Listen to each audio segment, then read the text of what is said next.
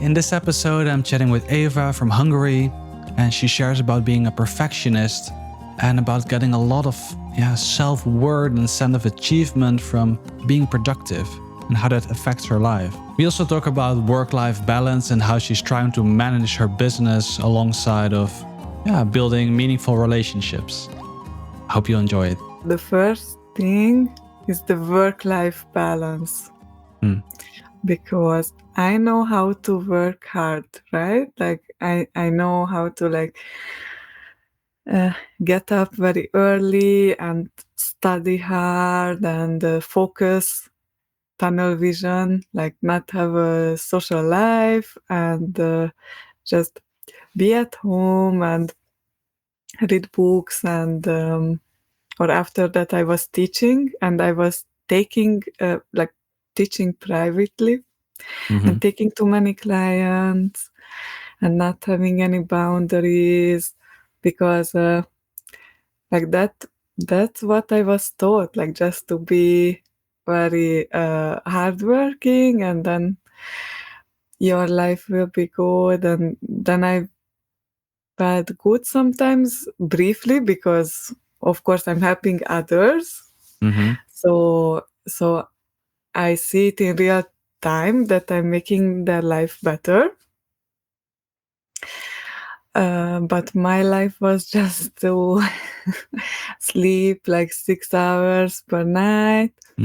And my best friends were my clients. Like I didn't have time for friends. Like I remember one time I called one of my best friends from high school that I kept in touch with. And I literally said to her, I have 10 minutes for this call because my online lesson starts in 10 minutes. And she thought that it's like, oh, about 10 minutes, but I told her that it's exactly 10 minutes. But after 11 minutes, I told her that, okay, I'm already late, so bye. And she was shocked that, oh, it was actually 10 minutes. Or there was one time when I called in that period of time, when I called my grandma on her birthday. And I had to find it in my schedule when to call her, and I had literally 5 minutes to chat with her. So and so this, I think that this pattern started in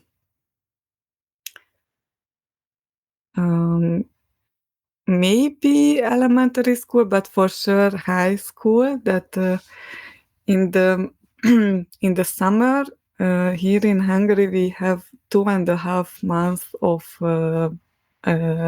no school, like vacation. And most people go on holidays and stuff. And we went for holiday for 1 week or something. And for at least 1 month of all high school summers, I was taking English or German intensive course. And an intensive course means that you have 100 hours of classes with the teacher, and then they give you homework to do at home. So basically the day is, I wake up, I have breakfast, I go to class, then from 8 a.m. You have to be there at 8. So from 8 a.m. to 12, you have classes with the group, with the teacher. And then I went home, had lunch, did the homework until 8 p.m. And then maybe like watching, one episode of a series with my mom, because that's our like bonding thing. Yeah. And that's it. And sleeping. And for the in the weekend there were no classes in the intensive course, but they they gave you enough homework that it was enough for the whole weekend. Mm. So I remember one specific time that everybody went. Like there is one big lake. We don't have beaches, but there is one big lake in Hungary, and on that weekend it was so hot that everybody went there from the from my classmates on this intensive course. All the other 13 people, and I was the only one who actually did all of the homework. And Mm. I stayed at home, and I was like, and I was faced with this information on Monday, and I was like, "Oh, you went to the lake, but then how did you manage to finish all the?" Yeah. Um, Mm. And then suddenly your summer was gone and you barely had any time to relax. I mean, this was just 1 month out of the 2.5. Mm. Most of the time, I was just bored. Like I wanted to feel useful or mm, that I did something with my time. Yeah. And what? And Sorry, was then it? when I became self-employed, this was the problem that I Mm. took too many students. And even if I didn't have, even when I didn't have a lot of students, then I just made like very personalized learning materials for. I still do it, but at that time I was like spending 3 days on one PPT Mm-hmm. to teach just one material. Now I don't spend 3 days, but so so my problem is that I know how to work hard and how to focus on that, but I don't know how to have a work-life balance because after I was working too much, like I was going to university for masters, Mm-hmm. plus I had 13 students. Um, and so on. So that was the period in time that I was talking about with the grandma call and the best friend call, and I had to schedule like when I put the laundry into the washing machine. Uh-huh. Uh, so everything was scheduled, and at that time I couldn't switch my brain off. So if I went to the cinema with my boyfriend during the trailers or whatever, I was still thinking like, okay, how to make that student learn that thing better, like which kind of homework to Mm. make for them. So there was no work-life balance. And after that, I went on kind of like a sabbatical. I mean, like I was not traveling, but I was not working at all for 2 years or something like this, 1.5 years maybe. Mm-hmm. And now I'm in this low key working like soft launch, or I don't know, like Yeah. I don't have a lot of students, so I'm not focused on it too much. uh, so The it's like the mm. other extreme, like I'm not focused on it at all, and I don't know, like I feel like there is a switch, like now I'm not motivated too much to get new clients. Mm-hmm. So that's why I can manage my life. I mean, like my friends and like making new friends, going to social events, and like to have a life outside of dating, to have a life Mm-hmm. outside of being productive, or Yeah. not feeling pressure to be always productive or something. Mm-hmm. But but my question to myself is that I cannot answer in more than 1 year that I have been doing this. Is that how will I be able to feel that I have a purpose and that I'm doing something about it, like I'm productive and I'm motivated, or like I'm working, but still not neglecting everything else. Like, how will I not fall back into that pattern? Because that's my pattern, right? Mm-hmm. To feel that I want to feel useful and productive and help people. Yeah. How will I not fall into that extreme again, that I go to the cinema and I cannot focus because I'm thinking about students, Mm-hmm. and I don't know that. So that's my fear, that, oh, I don't want to fall back into that. So that's why I'm not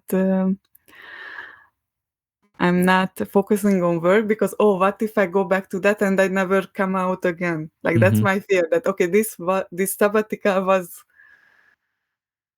the only break in my life, Yeah. because I cannot manage the work life. Like, how? Because it's much easier to focus on one thing. Like, if my goal is to make new friends, because I had no friends in this city, so I had to make new friends. So if that was my goal, okay, I made some friends. But if I have two goals, that's much harder for me to balance. Like, how Mm-hmm. to feel truly motivated, not just like, okay, I do something on one front and still be able to shut it off. Mm. Because if I truly want to focus on work or studying or something, then I know that all the all the other time could be used to be better at that. So it's like kind of like a waste. Mm-hmm. So that's the problem. Like, Yeah. how will I balance it? Because I have never done it before, so I know that I'm not good at it. And what are you teaching, by the way? English and German. English and German. Yeah. And how would you say, like, how do you feel about the life you had a few years ago when it was all business focused, and how do you feel about your life now when it's more social focused? I mean, now looking back, I Mm-hmm. feel good. Like, I feel proud, or like, oh, at least I was doing something. Like, because now I also most of the time don't feel good. So at least at that time I was helpful for others, Mm-hmm. because the premise was that, oh, I feel bad because I was feeling bad at that time because I don't sleep enough and I don't have enough time to cook healthy food or something. Like, I was eating this out of the can things or something. So, and I went to a psychologist at that time Mm-hmm. for 2 years. And one of the things that he kind of suggested, like, he cannot say anything, like, he cannot give you advice, but one of the things that he kind of tried to say is to incorporate some hobbies, or like some stuff that I like, or sleep more, or something. Keep boundaries. Um,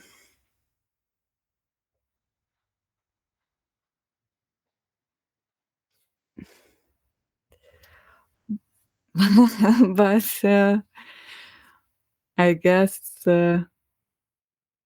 I overdid it, kind of, Mm. and What do you now mean you overdid it? I mean, like, I cut out most of the people from my life, Mm-hmm. and then I felt very lonely. So the thing is that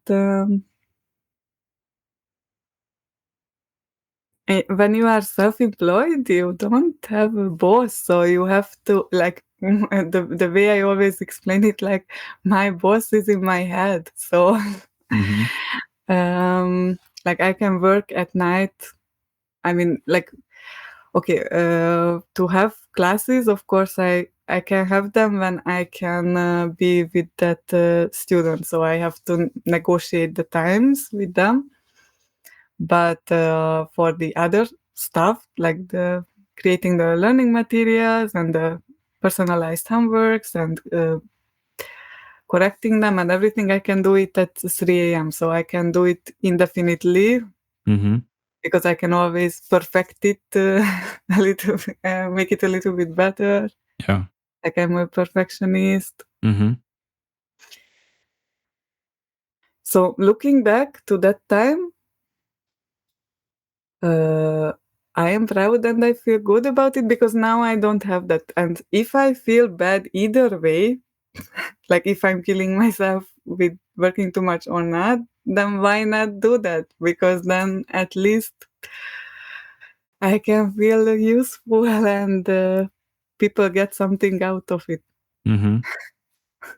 Because now a lot of the time I'm just scrolling on YouTube or like wasting time. Yeah.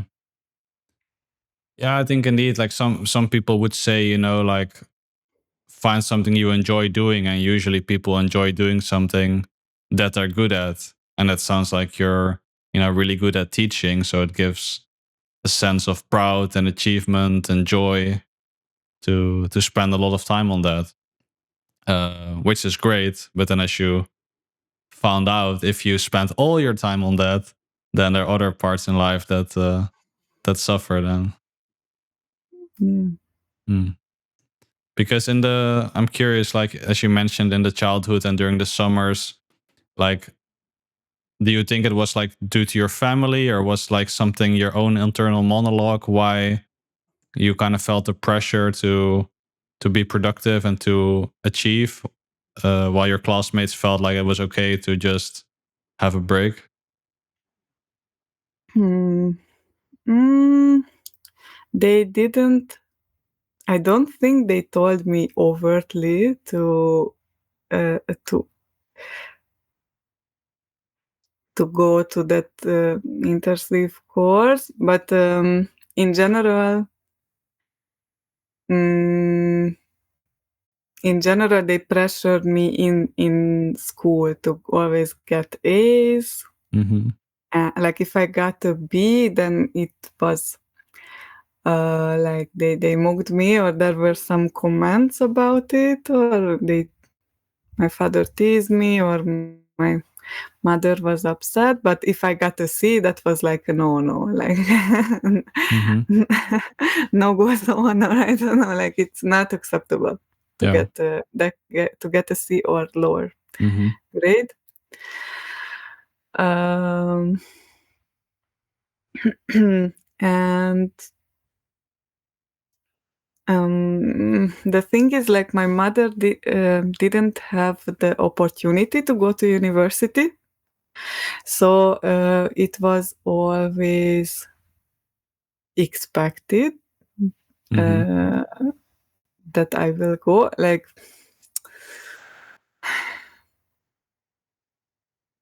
and to get a scholarship, you need, like, if you are not rich, you need a scholarship. If you need a Mm-hmm. scholarship, you need to learn very hard. So that's Yeah. the chain that my my mom said that she, like, her teacher said that she got the brains for it, but her parents said that they don't have the money to go to university. I mean, like, Mm-hmm. even if she gets the scholarship, you need to get a room and food and stuff, and that they couldn't pay for that.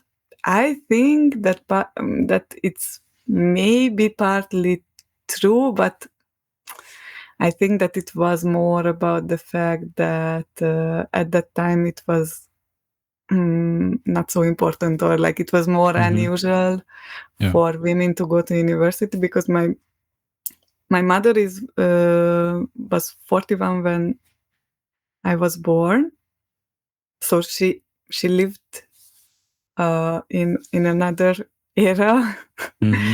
when it was not um so important, like at that time in Hungary, women got married in their early 20s or something, and like they were working, but I think you get what I mean. Yeah, yeah, I understand what you mean. Mm. Yeah, so Mm. I mean, in my case, it's a little bit different, but similar as that. My mom, I think, is quite smart, and she always wanted to go to university, but yeah, didn't really have the finances at home. Indeed, so I I can recognize kind of that pressure of like, hey, I didn't make it, so now you need to do it, kind of, for the family. Um, I'm curious, like in your when you had your sabbatical, did you feel like did you find things that really brought you joy, or was there always in the back of your mind like, oh, maybe I should be working now, maybe I should be productive? Okay, so what I call a sabbatical is just that I was not working for an extended period of time, Mm-hmm. but it was not actually a sabbatical at that time. Like, so the thing was that there was a new law in Hungary that you cannot be paying those low taxes that I was paying and go to university at the same time. Mm. So if I wanted to finish my master's, I needed to choose, and for 2 semesters I went on passive. But then but after two, you have to go back. Like you have to choose, like you go back or you never finish it. Mm. And then I was, I thought that okay, I will go back. So I let my clients go because they also didn't have any very big mm, goals at that time.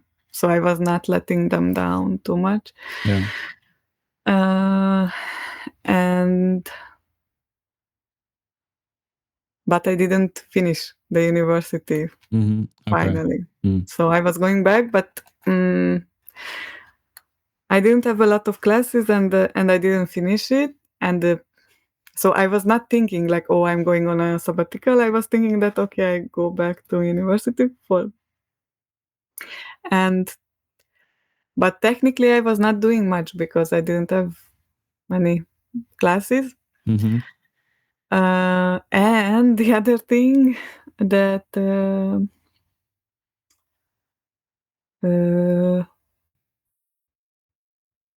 at the same time I was going through a breakup. Mm. So I broke up with my first boyfriend ever after 7 years. Mm. So it was a big thing because we were living together and everything.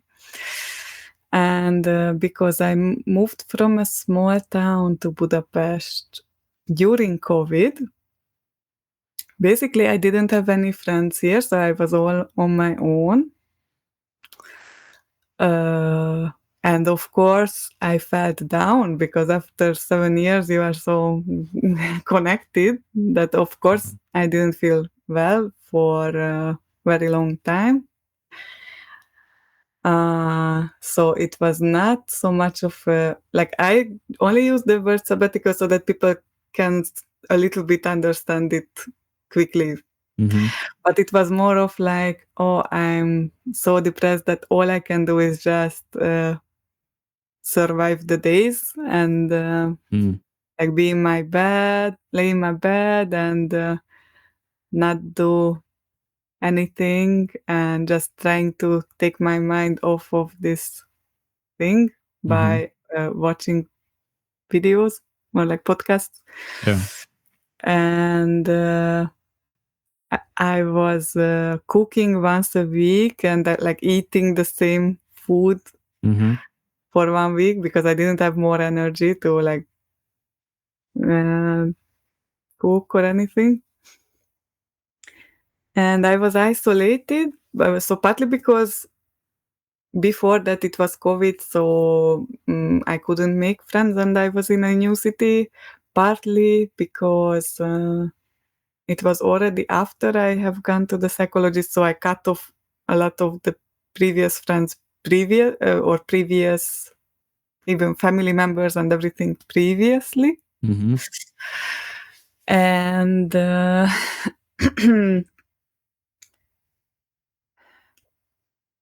mm, and the third reason was that that first relationship was very toxic, or like he tried to control me and manipulate me into not meeting people.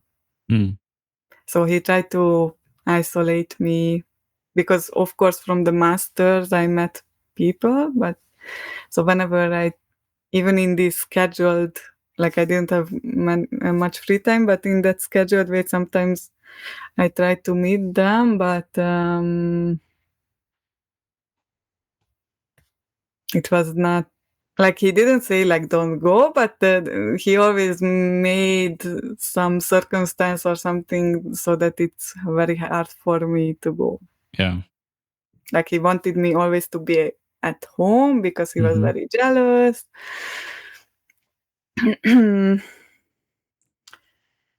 Um, But then, so oh, sorry. Yeah. so after that, after the breakup, I didn't have energy for a long time. Mm-hmm. And then after some time, and my goal was at that time to lose weight, and I could do that. That was hard, but I could do it. And after some time, I felt that okay, now I feel well enough to work again. Mm-hmm. But at that time, nobody was reaching out to me. Like I was reaching out to some of my previous clients, but they didn't want to come. And I told everyone with like I had new friends, so I told everyone that I'm looking for clients. I made some posts, I think, on Facebook, Mm-hmm. but I didn't do like a big campaign or big search like in the old days when I was really on to finding clients.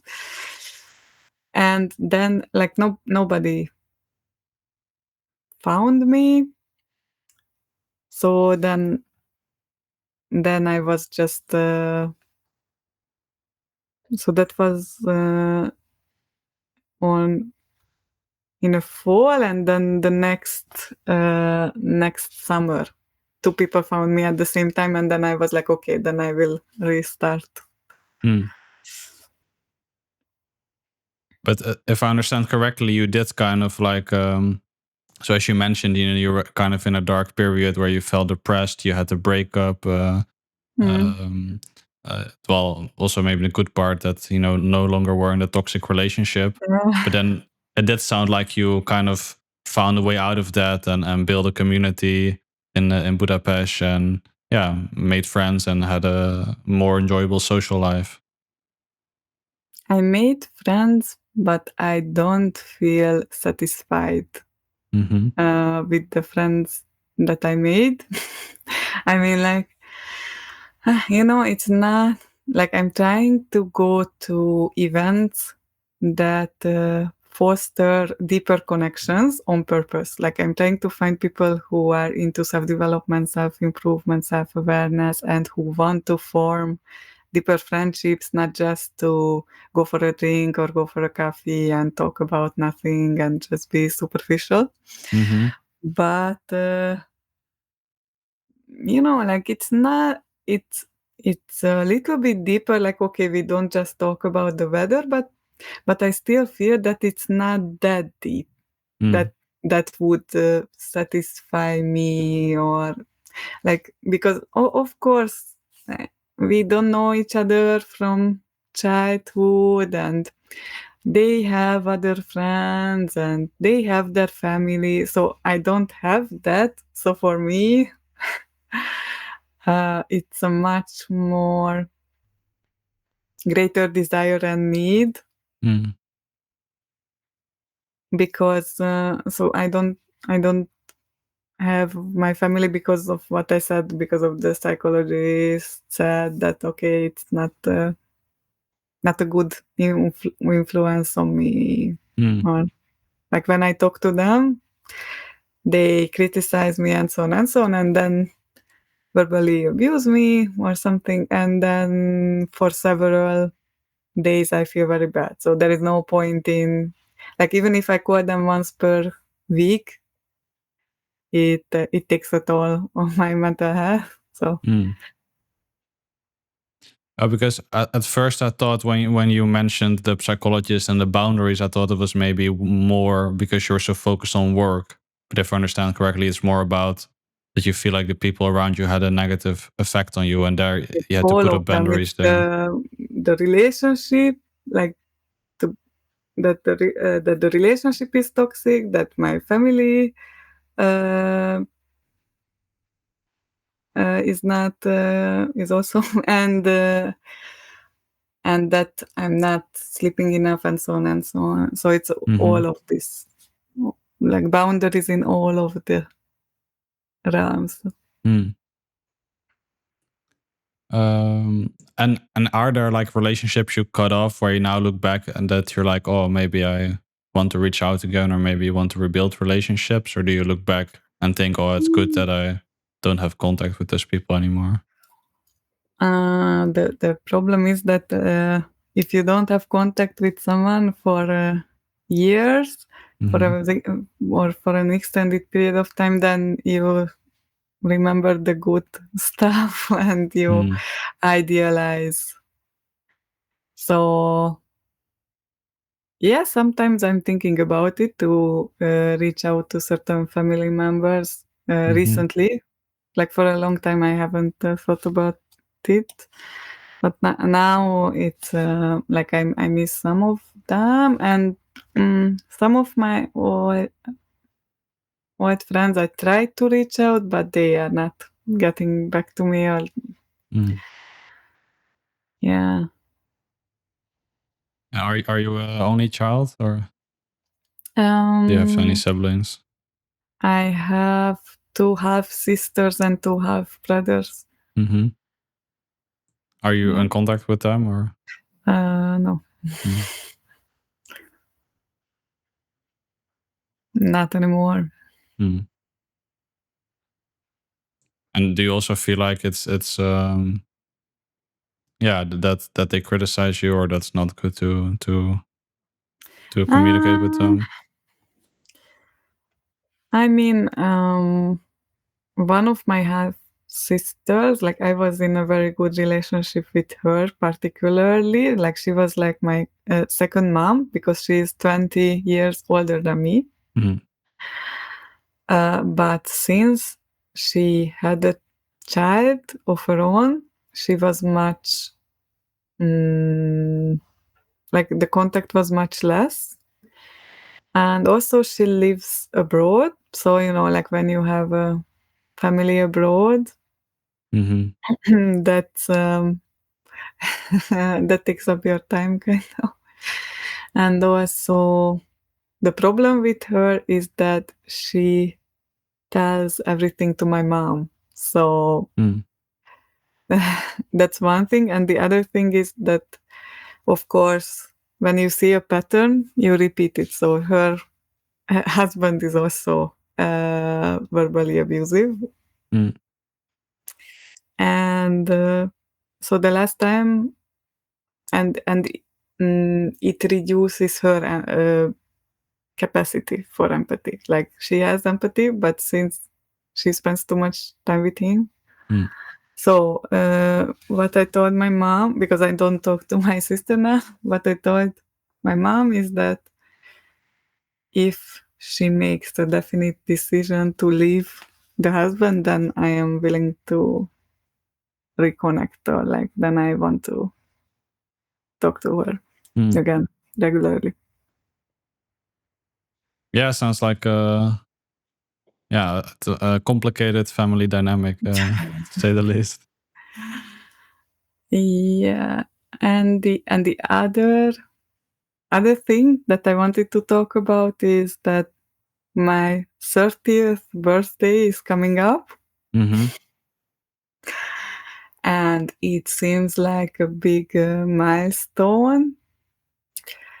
And I used to be excited about birthdays, like, oh, I get to Mm-hmm. see my friends, and Yeah. um, now I feel stressed Mm. because, as I said, in these times when I was not feeling well, the thing was like I didn't want to always look for another video and another video because that's already doing something. So, Mm. um, or then I there will be a gap between two videos that I find interesting. So that's how bad I felt, that I couldn't have like a 2 minute gap until I find another video, because Mm. I take a long time to choose because I'm a perfectionist. So, uh, so that I don't know. Somehow I found these very long podcasts about dating, Mm-hmm. uh, and I remember that in the beginning I was not. I didn't agree with them, what they were saying. But the more you listen to it, like if you have one kind of input, then you will believe it. So I listened to this opinion for about 2 years. So of course now I believe it, that oh my God, I'm getting 30. So if, like, as a woman, to get to 30, it's like your life is over. And like if I haven't found a good partner until now, then I will not find it. Like there is a lower chance, or like it will be harder. I will have to put in much more effort to find it now, Mm. because age is very important. And so this is the stress. So I'm I'm going on like 1 or 2 dates per day, because I'm like, okay, this is the last time I can find someone. Per day, you said. Yes, yes, Okay. yes. That sounds like a lot. That's almost I'm going on 2 dates today. okay. After But you have them scheduled like one after the other, or sometimes, yeah. yes. You're like, hey, it was nice chatting with you. I need to go. The next guy is waiting.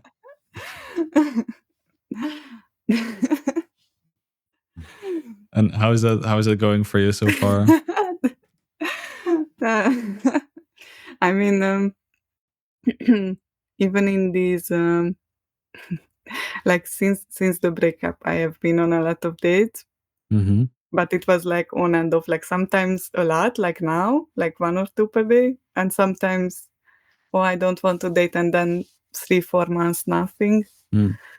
So uh,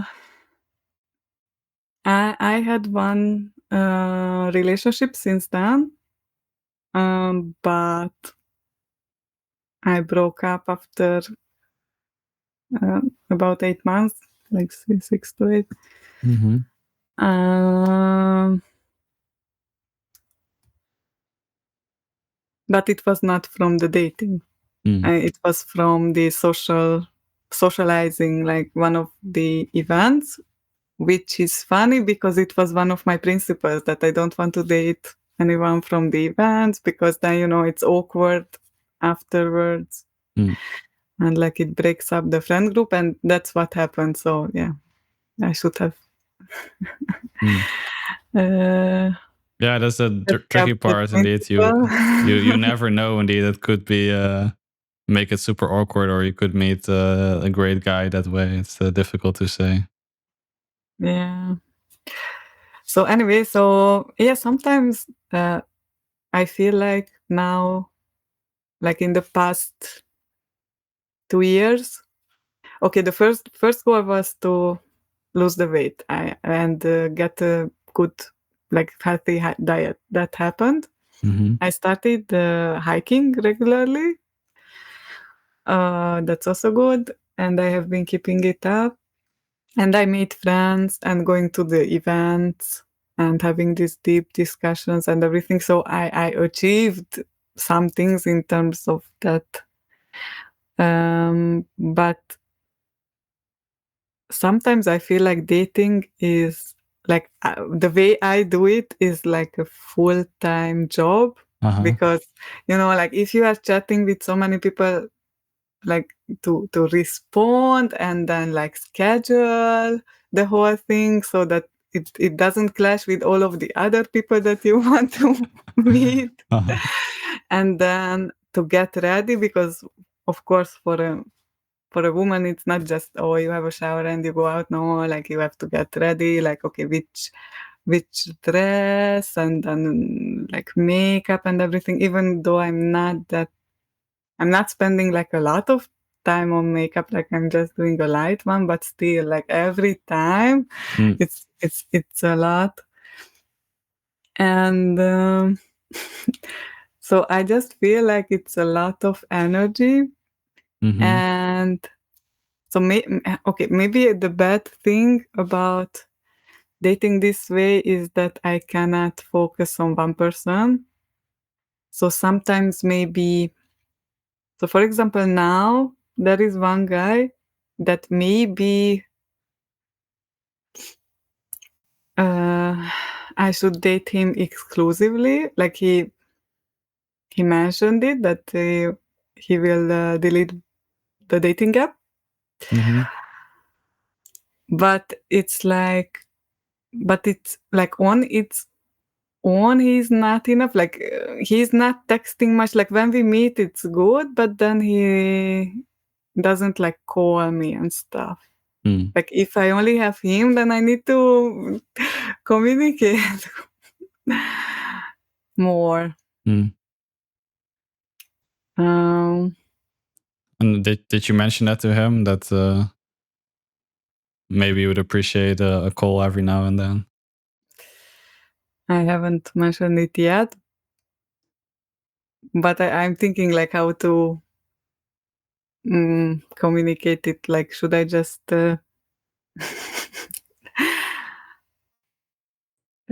should I say it directly or just by behavior or something? Like, I'm thinking how to do it. Well, just speaking as a guy, I think we don't always pick up on clues. So maybe good if you're just with him to say like, "Hey, I love spending time with you, but I also appreciate if you maybe let something know when we're not together." Yeah, I don't know. Because the thing is that in the past it has happened that I asked a guy to do something, but then they do it for some time because I asked, Mm-hmm. but because it's not in their nature or it's not their need or something, then Mm-hmm. they will stop doing it after some time, and that's much worse for me. Like if we meet a few times and I never see them again, Mm-hmm. that's fine because I'm not attached. But if I get exclusive with him and then after 3 months he stops calling because he never liked it in the first place, Mm. that's much more hurtful. Mm. Yeah, I guess it depends on what's really important to you in a relationship, and I mean, I want to find my person. Like mm-hmm. it was always my goal to find my last person that I can spend the rest of my life with. Like I don't like I just want, like if my person would have been the first person in my life, that that's the perfect Mm. scenario. Like I never wanted to like leave or whatever Mm. experience stuff. Like Mm-hmm. I just wanted to find my life partner. Yeah. Yeah, but then I guess the question is like, is it enough if you love to be with someone in person? Maybe also in the back of your mind that eventually you could live together, or is it also really important that they can communicate via texting or via calling or things like that? But even if we live together, we need to text because sometimes he is not there, right? So Mm-hmm. Yeah. like I'm like if I'm with the person, then I'm with that person. Like Mm-hmm. that he is the most important. Mm. person for me. Yeah. So mm, you could say I'm codependent. Mm. um, and also I grew about the like one person for life. I grew up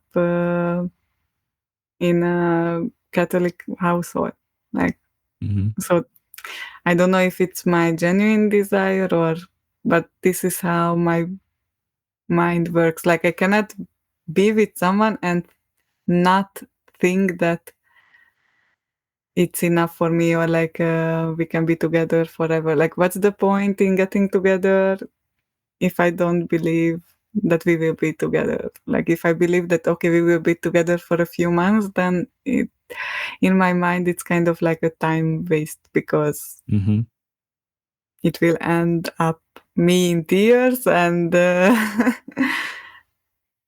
Yeah. No, I think that definitely makes sense. It just yeah, also I guess sounds like quite some pressure or difficult to indeed in 1 or 2 days kind of scan like, hey, this is the one for the rest of my life. no, I mean like I just need to know like it's not very no, Mm. and then I can know more and more in more dates. Like I kind of, like with experience, um, develop some techniques. So now I have some questions. So if it's very no, I can know it in 20 minutes because Hmm. I have the questions. Yeah, no, yeah, I guess it's good indeed. You have clarity on what you want, right? And as you mentioned, you don't need to be dating someone for 2 years if you can figure out in 1 hour if you're aligned on the life you want to build together. Yeah. Mm. And I'm curious, like, because yeah, as you mentioned, you're a perfectionist, and it sounds like in the past you maybe had to work, and now it seems like the dating is the focus. Um, do you ever just like kind of like count back for yourself, like, oh, this is the life that I think I would enjoy, and then I would need to, I can have so many hours for work, so many hours for social life or hobbies or things like that. Yeah, I have like uh, like how many clients would be the most um, enjoyable, or like, yeah, so Mm-hmm. which days I want to work and how many classes per day, Yeah. and yeah, I have that. Yeah, because since you mentioned, you used to have a super strict calendar. Hmm. Um, I don't know if you ever experienced with maybe like a less strict calendar. Sorry, um, but still having like very rough time blocks. Is that for yourself? Hey, in these hours I'm focused on work most of the time, and this time I allow myself to relax and achieve nothing. And in this time I try to socialize or meet up with a friend or So between that super strict calendar and not working, there was a time period when I had clients, but not so many. Mhm. And because the ones who were not motivated, I let them go. And the ones who, and I didn't look for new ones. Like I was not reaching out, because Mhm. usually I find them on Facebook. Uh, and in that period of time, I felt that I'm not productive. Like Mhm. once I tracked how many hours I worked at that time, and it was between 25 and 30 hours with everything. Like if I count finding calm works on YouTube and everything in it. Mhm. Uh, that concerns teaching, and I felt like I'm unemployed, to be honest, because it was mm, it was too easy. Like I actually felt guilty for making like an average salary from home something that I enjoy, and it doesn't take that much time. Mm. Like I felt guilty for making that money. Mm. You felt guilty. Maybe you didn't have to suffer Yeah, to live a good life or have a good income. yeah, I have gotten into this to the bottom of this several times, that somehow my one of my core beliefs is Mhm. that I need to suffer, or I deserve to suffer. Mm. And also it's like we keep talking about teaching, but it's not actually just teaching. So it's more like language coaching. So we talk Mhm. about past experiences and traumas, and we talk about how to build confidence. Mm. So it's not just that I teach them grammar and vocabulary and stuff. That's part of it. But because I teach adults, mostly they are not airheads, right? So, I mean, like everything is on the internet. They could learn it alone, Mhm. to be honest. But they have some kind of mental obstacle, or they have in public schools. Teachers tell them stuff like, "Oh, you will never be able to learn English," or Mhm. "You are so slow," or something. So we have to work through that, Yeah. basically. Or Oh, they that's have yeah. some life event, and that's why they cannot focus. Like they just want to be listened to. Like like one of my students' mom died, so Mm. it was almost like a grief counseling thing. Yeah. One of my students had a miscarriage. Mm. So sometimes or they just want to vent about work for 15 minutes, and then we can start the material. Yeah. Yeah, that's interesting. So, I can imagine that's very very fulfilling then to not only help someone maybe with their confidence and with their language skills, but also be there when someone's maybe struggling personally. yeah, so I'm thinking like, or how can I what can I do about it? Like I'm thinking like maybe long term I should get a degree from psychology and go on to being a therapist, or I don't know, because I'm already doing it without having the tools. I Mm. mean, I have read a lot about it. I went to a lot of workshops. I took some courses at the university from psychology. Okay, I went to therapy for 2 years and so on, but I'm not a coach. I'm not a therapist. So Mhm. yeah, Yeah. with the grief thing, it was good that beforehand I also went to. Uh, could you hear me? Yeah. Yeah. I can hear you. With the grief thing, it was good that I also went to loss specialist beforehand Mm. myself. So and that's a very set process, like how to do it. So I know how to do that. But Mm. sometimes I feel like I'm carrying all these people's lives on my back. Mhm. Like when I'm cooking or I'm doing something else, like I'm thinking about it like, oh, I hope she will resolve her conflict with her boss or something. Yeah. Yeah. It's Uh, easy to kind of take those things with you. It can be tricky to kind of let that go because you're so involved yeah. in someone's personal life. Yeah, and the one of the other tricky things is because so I so in Hungary it's not so easy to make money, and so I'm charging them like a kind of like a coach, not as a private teacher. which would be like 3 times less. And sometimes when I talk with my friends, uh, they use me the same way. Like I feel like I'm in a session. Mm-hmm. And then in my head, I get so angry because in my head, I'm like, okay, I'm carrying your emotional weight now. And if this is a if like if I was working now, then I would make this amount of money out of this conversation. Yeah.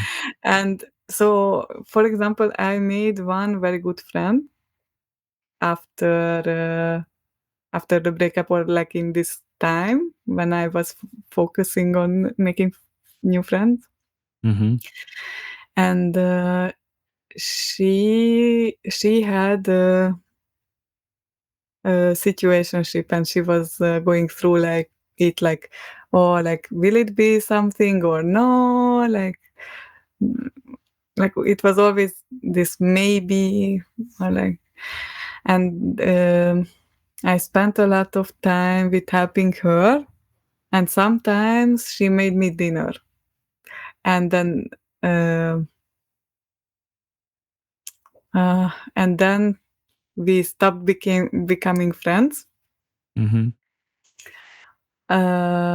because she said that because I didn't go to an event when I promised that I will go, but I think it was not the reason. But okay, so that's her version. My version is that I got into that 8 months long relationship, and she couldn't take it, like, because she lived a single life, and so our life was very different at that point.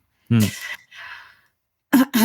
So the main thing is that after we stopped becoming stopped the friendship, she said that, oh, like, I was so generous with you because I made dinner Mm.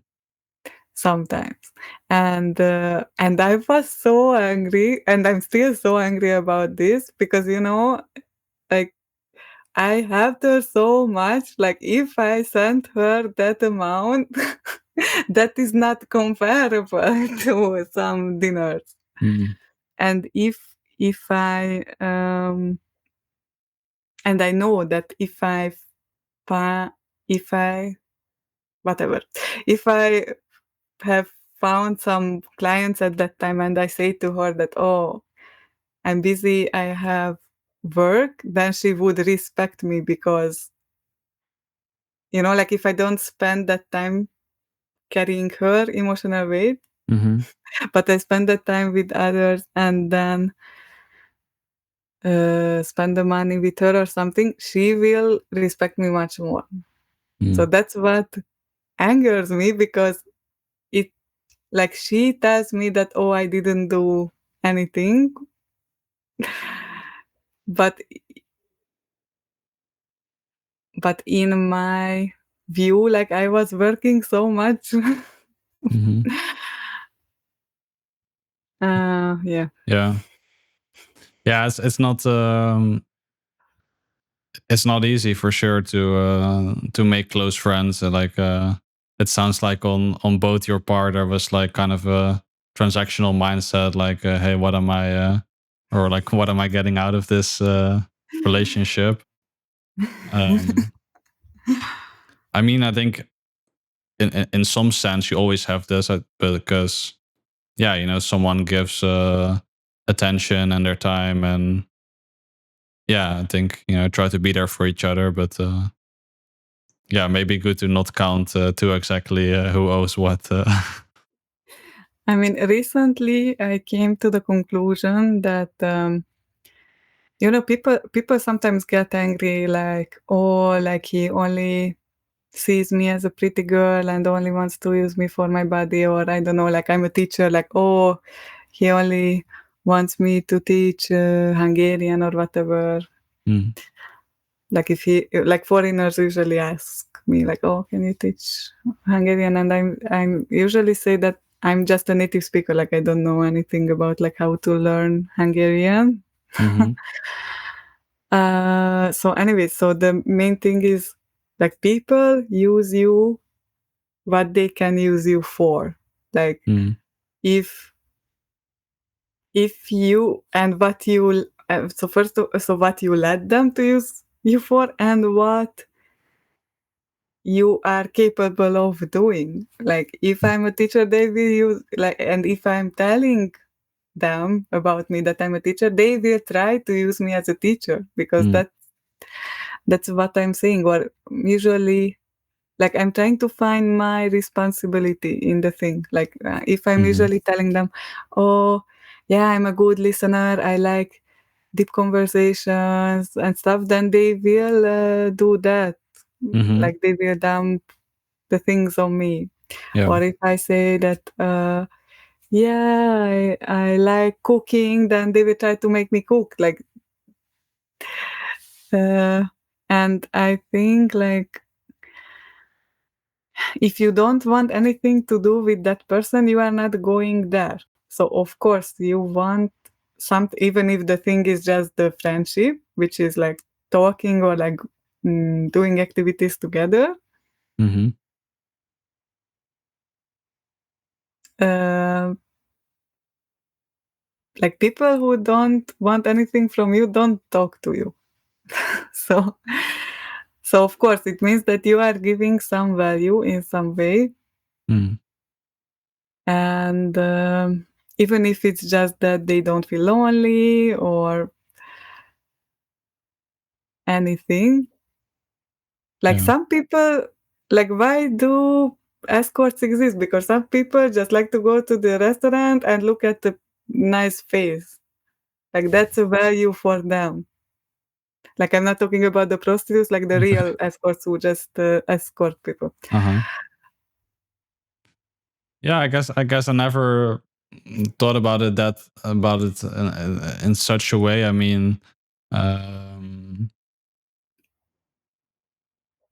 yeah, it sounds to me like a little bit of a cynical way to look at it, right? I understand that um, people use their time, their attention to and choose to spend time with someone.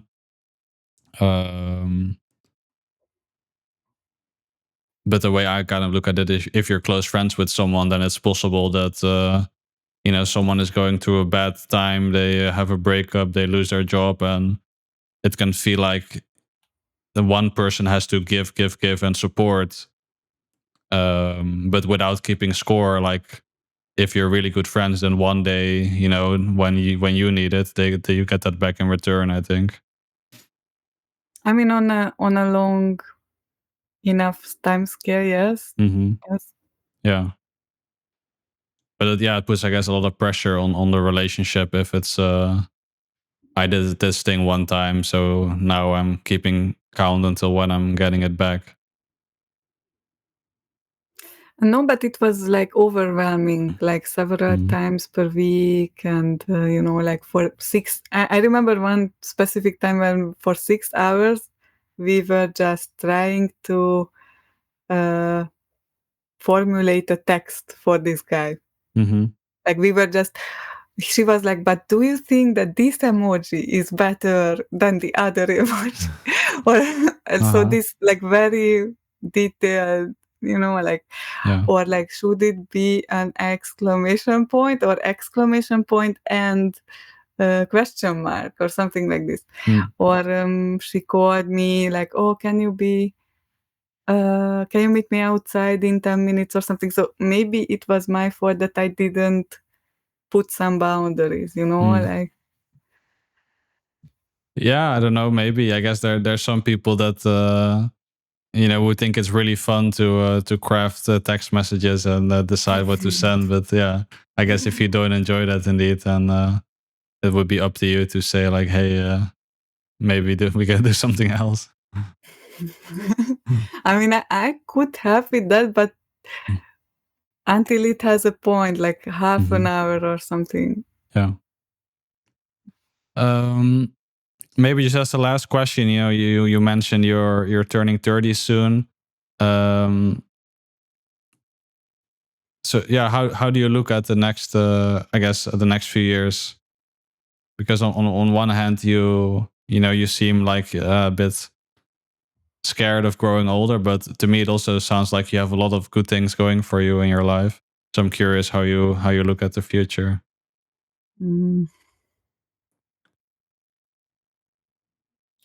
I'm trying to decide what to do next because Mm. I enjoy teaching with a passion, Mm-hmm. but I know that I cannot do this for all of my life. Or like, I know that I have some good years in it still, but after Mm-hmm. that, I want to do something else. So I don't know if this should be like studying psychology and then becoming a therapist or something, which would be the logical next step, or like Mm. something completely different. Because, for example, I was very interested in chemistry, um, and I just don't, like, most of my life I always had goals set, and now I just don't know. I'm just standing and like thinking like what to do next.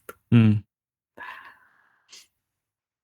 And also to move abroad or not, because the war is next to us, so I'm a bit afraid of that. Like, I love Mm. living in Hungary, but just because of that I'm a bit uh, afraid sometimes, even though I don't read the news Mm-hmm. deliberately, so I don't know anything. But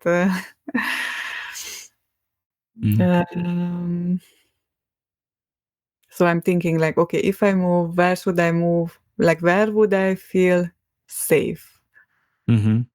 And I'm trying to research that, like, where is the smallest a chance, like, that there are no natural catastrophes, like the uh, overall crime rate or like violence is very low, and Mm-hmm. where I could live with the languages, or like what language I should learn, or and there is no high chance of war or something. So Mm. I don't know yet. I think the billionaires are building kind of like bunkers in New Zealand, right? So maybe that's that's the spot. New Zealand was on my list. It's not so easy to get in. Mm-hmm. Yeah, I'm from the Netherlands, so it's yeah, for if you stay away from the coast, it's not so many risks for natural disaster, but maybe the crime rate is still somewhat high. I heard that the housing is hard to get in the Netherlands. I don't know if Yeah, it's that's true. the last few years got very expensive, and it's difficult to find something good indeed. Mm. Mm. How come your accent is so good if you are from the Netherlands? I thought that you are a native speaker. Um, I think probably Dutch people can hear I'm Dutch. There's always like kind of a small kind of underlying sound, I think.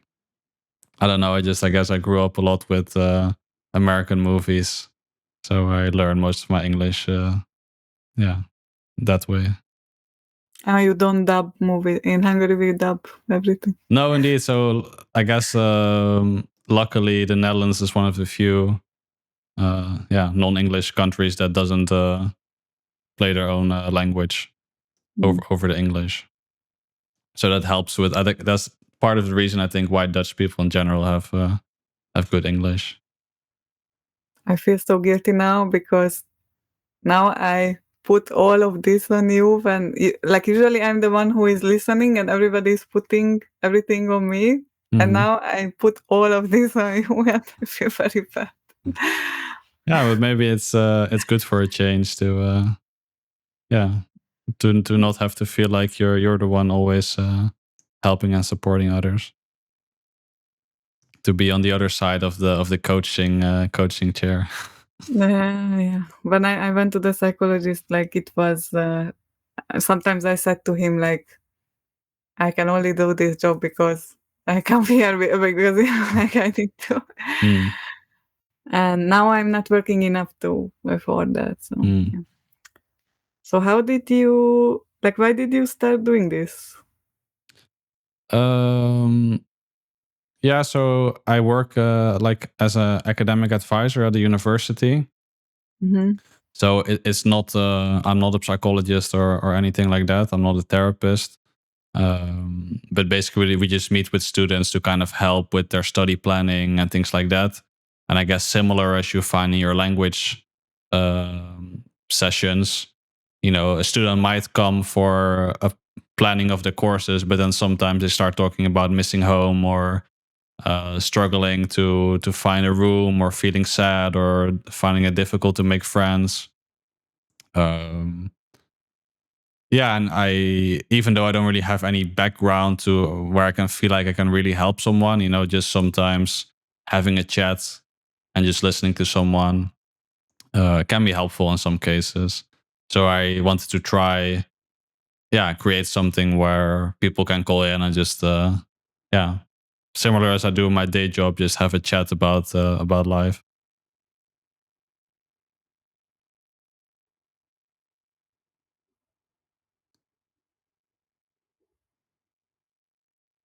So I hope that it was somewhat helpful for you to share a Yeah. little bit about yeah, things, decisions you're thinking about, and yeah, how your life's been going so far. Yeah, thank you. Mm. Because I will not keep you for longer because I know that the time is up and Mhm. everything. Yeah, no worries. Because do you, I'm curious, right? Because I also thought about like going to study to become a psychologist. I'm not sure how that is in Hungary, but basically in the Netherlands, since my bachelor had nothing to do with psychology, that would mean like me going to school for like 8 years or something crazy. So that feels like a Mm. bit too big of a step for me. But It's 5 year, like 3 years bachelor's, two mhm, years master's, and of course, like you can get some specialized or like other trainings for more mhm, years. But I think with 5 years you can already start mm, having clients, as far as I know. I think even with 3 years, but then you cannot, like you can only call it like a helping helping conversation, okay. Mm. if I mirror translate it. Yeah. Yeah. Yeah, I'm not 100% sure here, but I think a lot of like I think the title psychologist, at least in the Netherlands, is not protected. So I think everyone could call in theory Really? could call themselves a psychologist. I think. No, I think here you can call yourself a coach, Okay, but you cannot call yourself a psychologist. but I think after the master, it's very common to do kind of like a special 3 year program where you work in the healthcare sector and do a lot of internships and things like that to kind of prepare yourself to become a really professional psychologist. So it seems a bit maybe a bit too long for my liking. Uh, yeah, I mean, I used to like to go to university a lot in the Mm, bachelor's, but after that I started working, and then when I was in master's, I already so that's my fear in connection with going back, that I have a very positive feeling mm, about universities or like studying in general, because it's a clear line. Like I read it and then I pass. mm. Like I achieve. It's not like dating. I go on 100 days, no boyfriend. I go on 200 days, no boyfriend. Yeah, the reward is a lot quicker. And more objective, or like more, I Mm, feel like I can yeah, control it. more. But Yeah. so when I went to masters, I already had some life experience, and I was not so gullible to what the teachers were saying, or like I saw the lack of knowledge, or lack of experience. Mm, So that's my fear, that if I go back for psychology, maybe it will not be the same as in my bachelor's. Maybe it will be, because I am different. Like when I mm, was in bachelor's, I didn't know anything about life and work and mm-hmm, anything. So So maybe I was more compliant. Like whatever they said, I did. Yeah. Because I didn't question it like, oh, why are we learning this? Why with this method? Or something, because I was just like, okay, this is cool, and these are the requirements, and I will Mm-hmm. do it.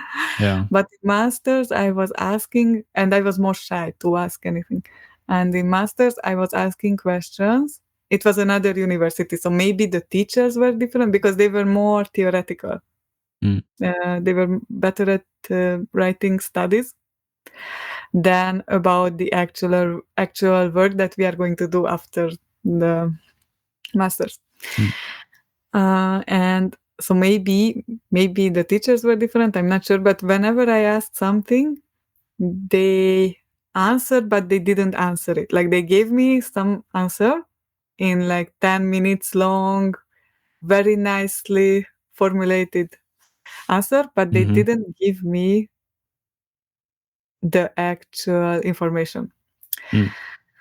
And my dilemma is that maybe they knew the answer, but they didn't want to give it to me because, like they want to protect their power or something because we are Mm. competing Mm. with each other, basically. The second is that they really didn't know the answer. Mm. I don't know which one is worse, but Yeah, no, that's yeah, I don't know. It's like sometimes we have students at the university indeed who've been working for a long time, and I think sometimes that can help because they're really motivated and they really chose a specific field to learn about. So often, in that sense, they do better than a student. On the other hand, students often don't realize just the insane amount of time they have available. So if you need to work alongside of that, or people that have a family, it's like a lot of strain on the time that they have available. So yeah, it's can be a difficult decision. Mm. Yeah, I have to say, I was really I really enjoyed chatting with you, Eva, and I hope you can find more of the balance that we discussed. yeah. And I see this. Do you call it a channel or whatever? Yeah, whatever you want, the channel or Like I see the potential in this channel. Like I see this. Like I was so surprised that it has it's small. So Mhm, I think it will grow very big if you post consistently. mhm. So Yeah, thank you. That's keep very it nice of up. you. Yeah, and wish you a lot of fun on the 2 dates tonight. Thank you. I hope you find someone nice to yeah, to be with long term. Okay. Thank you. All right. Take care. Bye. Bye.